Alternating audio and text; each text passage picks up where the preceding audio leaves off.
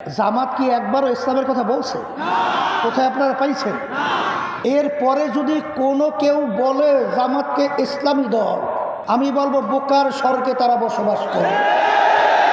তারা যখন প্রচলিত নিয়মে দেশ পরিচালনা করবে, তখন ইসলামী আন্দোলন বাংলাদেশ ওই অবস্থায় কঠিন ঝুঁকি নিয়ে ইসলামকে রক্ষার জন্যে, ধোঁকাবাজদের থেকে বাঁচাবার জন্যে, এই দেশকে সুন্দর দেশ তৈরি করার জন্যে তখন আমরা এককভাবে স্লোগান নিয়ে নেমে গেলাম যে বাংলাদেশের ভিতরে রাষ্ট্রীয় পর্যায়ে হাত পাকা প্রতীক বিজয়ের মাধ্যমে দেশ হবে ইসলামী দেশ, শরিয়া অনুযায়ী দেশ চলবে।